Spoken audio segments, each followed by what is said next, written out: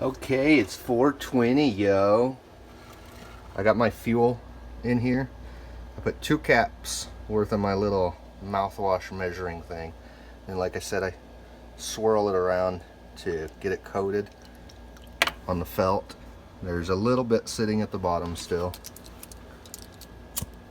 And then it just lights up very easy like that. I got my 2 cups of water measured out to the bottom of those rivets. Put this on. It is 4:21. I'm gonna start my timer on my phone. All right, 4:21. The stove is burning. My timer on my phone is going. And we're gonna bring this, or I am going to bring this to a boil. And this is my very first cat can stove. I absolutely love how the flame fits on this pot. It just goes all the way around, licking the bottom of the pot. There's very little excess coming up around the edges. I like the idea of having this like that. It's easy to lift on over the cat can. When I was doing it before, I was kind of fiddling with the ends, trying to get everything lined up when I set the pot on. And then as far as the height, or we'll call it the height or the width of my felt here, I cut it to where it's just a little bit taller than the cat food stove. That way I get a good interference fit on there. And I have learned from Hiram Walker's channel, or Hiram Cook, I mean. Hiram Walker, that might be a whiskey company. No, that's Johnny Walker. I think there's a Hiram around there in the whiskey community too. But what was I saying? I started thinking about whiskey now. It's been about 5 minutes, and I'm gonna say that that is a boil. And I am gonna put it on a cold stove here. I'm gonna use my carbon felt as a pot grabber. Putting that on a cold stove. There's the stove burning. Put the simmer ring on there. Grab the pot grabber. And put that back on there. And let's see. Hopefully I didn't add too many holes. Definitely cut down on the amount of flame getting to it. It did cool off the pot when I set it on the stove and the water, so we'll see what kind of boil it comes up to. If it stays like that, I'm going to be quite happy. That's pretty low heat. Looks like all of my V-notches are working. The only one that's not doing something is the one that's right here, which is the one that, it's not an actual V-notch, it was that's just where the stuff comes together. What happened to my lighter? I'm going to light that, yeah, that lights up. This is gonna work good. I don't know exactly what's going on right there. It's definitely, it's not bothering me. Just put that out. Nope, it's going to keep licking down there. That's okay. It's not hurting anything as long as the whole idea of the simmering is to cut down the amount of vapors that are ignited, which slows down the vaporization of the alcohol inside the stove, and basically it puts out lower heat for a longer period of time. And right now I'm really quite happy with the burn characteristics that it's exhibiting. Look at that. Perfect low simmer. I'll just stir that and knock down the simmer a little bit. And then it just picks up. Oh, that's great. I don't think that would cause food to stick. Or at least not the way it used to before. Before, when I was doing my shells and cheese, it would get to the point where it starts boiling over and water's getting down. Like, we're talking macaroni water is coming down the edges of my stove, or of my pot, getting on the stove and just kind of messing with everything. So I was forced to pick up the pot of boiling water while trying to stir it and keep it from sticking, but also keep it near the heat. And that is what necessitated the simmering. And I was watching one of Hiram Cook's videos earlier today. I think it was titled "The Effects of Carbon Felt on a Alcohol Stove." And it was totally different than what I'm doing here. His video was talking about.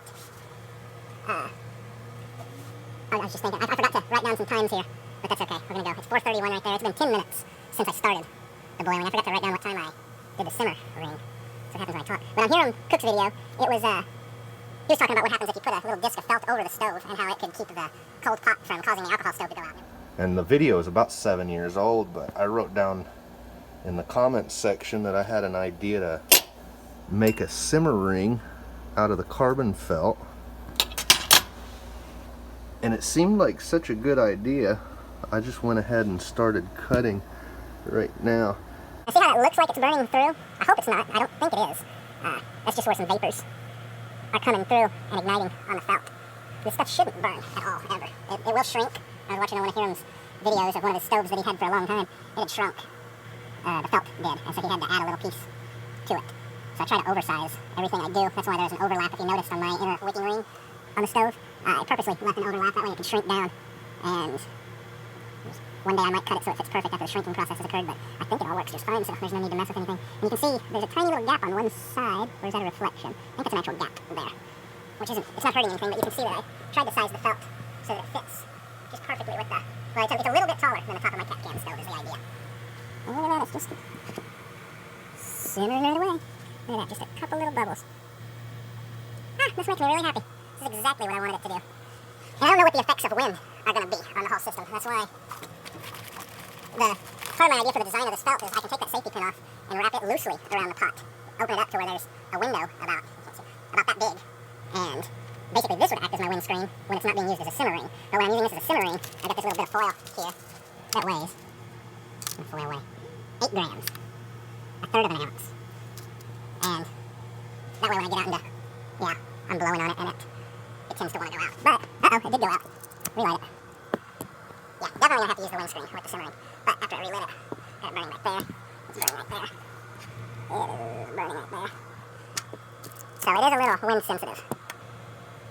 So definitely have to have the foil if I'm trying to simmer. Because it went out for a second. It's a little lighter, but there is heat going to it still. You can see the water in there moving around. Convective currents. Let's see, I put this on at about 4:21. It's been 15 minutes. I can't remember what my last burn time was. I've been focusing on videoing this, not so much of writing down perfect times. I am quite pleased about how this is working. If I could get let's see, it was about 5.5 minutes for the original boil to happen. So about 4:25, 4:26, so it's been simmering now for 10 minutes.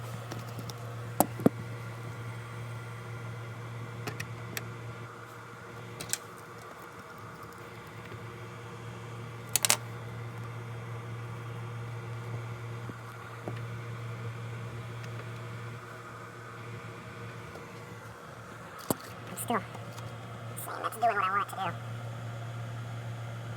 I do think that outside in the wind, I might have to really figure out the windscreen techniques. But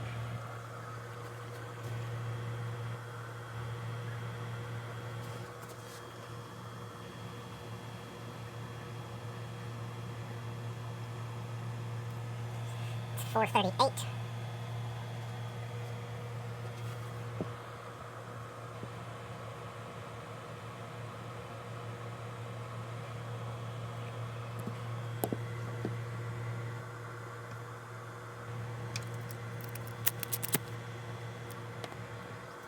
I almost think it wouldn't hurt to add an extra vent hole on the bottom to let air in.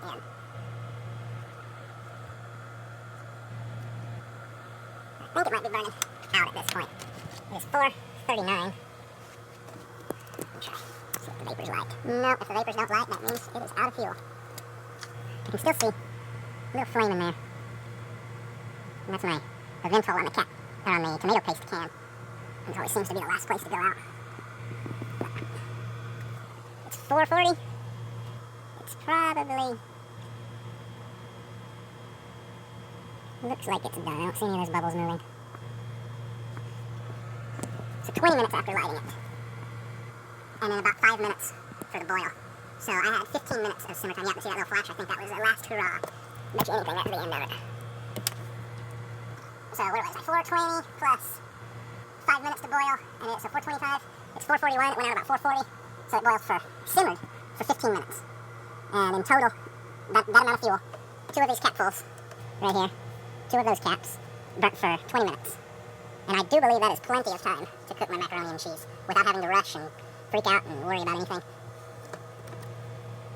I might have to figure out a different thing other than Sharpie because the alcohol eats that up. I knew that I'd have to get down to those notches.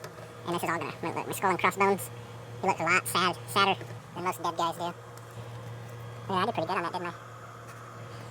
Safety first. Alright. So, it's still steaming, but this is out. Let me see, let's dry down there. Alright, and I've got 5 of these little vent holes. Those are to equalize the pressure. As this heats up and the vapors start coming out, you gotta be careful about something. I'm not 100% sure what.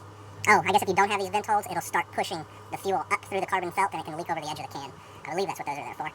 So I added 5 of them that are kind of symmetrically placed. I didn't measure anything that I did here. Everything was just eyeballed. So I like those because they add extra little blossoms besides just this. I don't know if it affects my burn time, if it makes things burn faster, makes the burn time, the total burn time slower or what. Like I said, this is the first one I made. And so far, it's turned out good. Let's see if that's hot. That is not hot at 4:43, so a few minutes after it went out. This probably is still hot. Yeah, that's still warm. Yeah, you don't want to leave that for another minute or two. Of course, the bottom of the stove's warm too. So if I moved it over to a cold spot, that'll cool off a lot quicker. But that is my whole kitchen setup, my whole kitchen kit. And my fancy new simmer ring, which I'm quite proud of. I am going to show real quick while it's on video. Take that off of there. I can. Alright. Got the safety pin off. And what I was saying about using it as a windscreen, because the foil sort of, I don't like, let me finish taking this off. I don't like unrolling my foil and re-rolling my foil unless I have to, because it's brittle and it falls apart. Even though I guess foil's cheap and I could always replace it at the end of every camp trip and it wouldn't be very expensive. I'm just cheap like that. But this is the windscreen method I was talking about earlier. That didn't quite stand up as good as I thought. Maybe I'd flip it this way as a windscreen. However, it needs to be flipped to where you can set the pot on there and see that wouldn't really mess with the flame at all. It would burn naturally. It would blossom out. A side effect of it might be that the carbon felt would hold heat in, just a fuzz. So I could actually possibly get a quicker boil time by using that. Well, almost certainly I would. Let's see, I like how that's set up. It's a little finicky. I think almost all windscreens are. And this is after the video. I got my salt and pepper, my safety pin, my mini Bic, my little starter stick, my hot lips inside the cat can part of the cat can stove. I've got both of my pieces of felt, the wick for the stove and the simmer ring inside the tomato paste.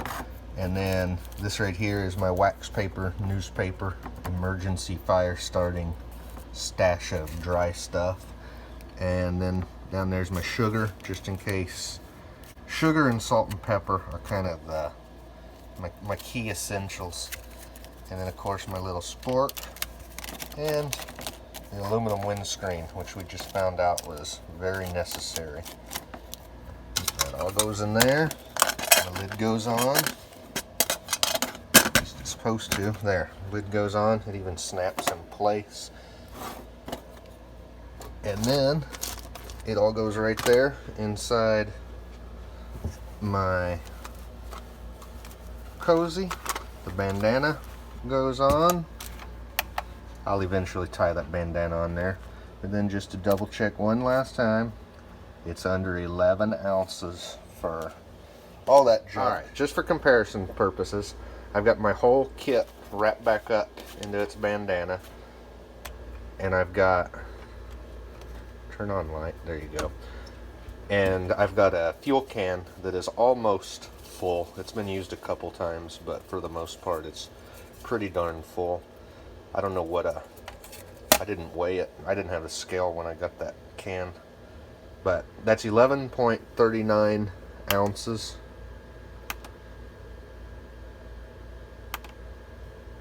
Just 325 grams. My whole cook system, without fuel, but it does have some fire starting stuff, is 312 grams. Which is 11 ounces. That's kind of nice that on the money it's 11 ounces. Nothing's touching. 11 ounces.